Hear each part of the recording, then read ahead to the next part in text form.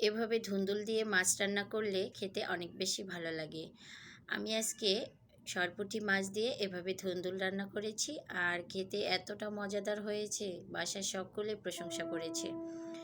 তো আজকে আমি এই ধুন্দুল দিয়ে মাছটা কিভাবে রান্না করলাম পুরো ভিডিওতে আপনাদের দেখিয়ে দিব। অবশ্যই পুরো ভিডিও দেখবেন এবং লাইক কমেন্ট করে পাশে থাকবেন।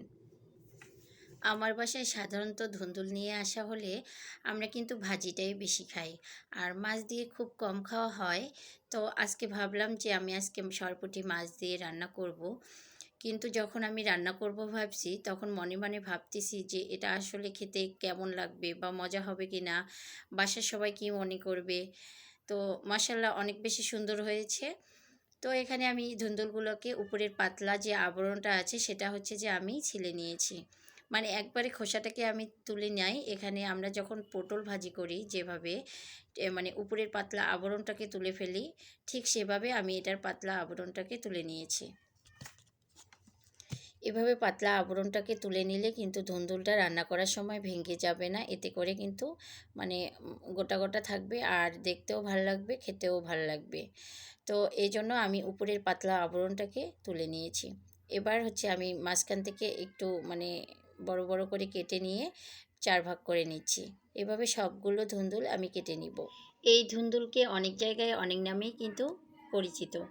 আমাদের এখানে যে নাম বলা হয় সেটা আমি যদি এখানে মানে ভয়েসে বলি, তাহলে কিন্তু মানে কেউই এটা চিনবে না যে এটা আবার কেমন নাম। তো এই জন্য আমি যে নামে এটাকে সবাই চিনে সেটাই হচ্ছে যে এখানে বলতেছি। আমাদের এলাকাতে এটাকে বলে ধুমা, মানে ধুমা নামেই এদিকে এটা পরিচিত। কোন জায়গায় এই ধুন্দুলকে কি বলে অবশ্যই কমেন্ট করে জানাবেন। তো এখানে আমি হচ্ছে সরপুঁটি মাছগুলো হচ্ছে ধুয়ে পরিষ্কার করে নিয়েছি। এবার একটু লবণ এবং হলুদ দিয়ে খুব ভালোভাবে মেখে নিলাম। এবার আমি তেল বসিয়ে দিয়েছি কড়াইয়ের মধ্যে। তেলের মধ্যে মাছগুলোকে ভালোভাবে ভেজে নেব। আমার বাসায় আমরা প্রত্যেকে মাছ ভেজে খেতে অনেক বেশি পছন্দ করি। শুধু বাবা বাদ দিয়ে আমরা সবাই অনেক পছন্দ করি। বাবা বলতে আমি আমার শ্বশুর বাবার কথা বলতেছি। আমার শ্বশুর হচ্ছে যে মানে যে কোনো মাছ না ভেজে রান্না করে দিলে খেতে অনেক বেশি পছন্দ করে। তো সবসময়ের জন্য বাবার জন্য আলাদাভাবে রান্না করা হয়। তো আজকের রান্নাটা আমি ভেজেই করব। মাছ ভেজে রান্না করলে আমার কাছে খেতে অনেক বেশি ভালো লাগে। তো সবগুলো মাছ আমার ভেজে নেওয়া হয়ে গেছে। এবার মাছগুলোকে আমি উঠিয়ে নিচ্ছি। এভাবে আমি বাকি সব মাছগুলো ভেজে উঠিয়ে নেব। এবার একই তেলে আমি দিয়ে দিচ্ছি 1 কাপ পরিমাণ পেঁয়াজ কুচি। পেঁয়াজটাকে আমি খুব ভালোভাবে ভেজে নেব। আজকের এই রান্নাটা আমি একদম সিম্পলভাবে যেহেতু করেছি, এখানে মশলাটাও হচ্ছে যে মানে খুব কম অ্যাড করেছি। আর এভাবেই এতটা সুন্দর হবে মানে সবার প্রশংসা পাবো ভাবতেই পারি নাই। তো মরিচ পেঁয়াজগুলো এখানে আমি ভালোভাবে ভেজে নিচ্ছি। খুব ভালোভাবে ভেজে নেওয়া হয়ে গেলে আমি এর মধ্যে দিয়ে দেব রসুন বাটা 1 চামচ পরিমাণ এবং জিরে বাটা 1 চামচ পরিমাণ। এরপর এখানে আমি দিয়ে দিব পরিমাণ মতো লবণ, দিয়ে দিব 1 চামচ পরিমাণ হলুদ গুঁড়ি। এরপর এখানে দিয়ে দিচ্ছি 1 চামচ পরিমাণ লাল মরিচের গুঁড়ি। এই লাল মরিচের গুঁড়িটা একদম মানে অনেক বেশি ঝাল এটার মধ্যে। এবার সবগুলো উপকরণ আমি খুব ভালোভাবে মিশিয়ে নিচ্ছি। এবার মশলাটাকে আমি একটু কষিয়ে নিব।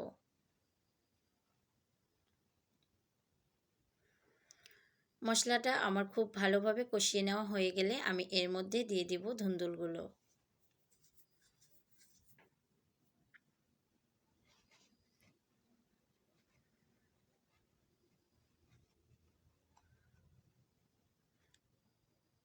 ধুন্দুলগুলো দিয়ে আমি আবারও খুব ভালোভাবে নেড়ে নিব।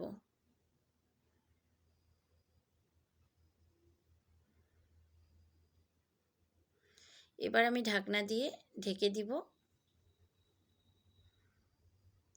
এখানে আমি কোনো প্রকার পানি অ্যাড করি নাই। এখানে ধুন্দুল থেকেই কিন্তু অনেকটা পানি বের হয়েছে। তো এখান থেকেই আমি ধুন্দুলটাকে খুব ভালোভাবে একটু কষিয়ে নিব।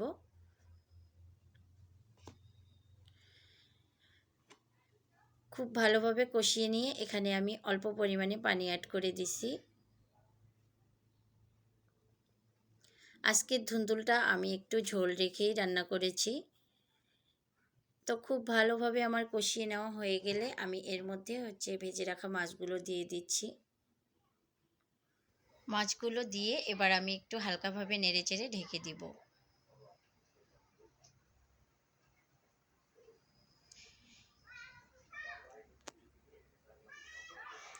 ঢাকনা দেওয়ার আগে আমি আরও একটু পানি অ্যাড করেছি, সেটা আসলে ভিডিওতে স্কিপ হয়ে গেছে।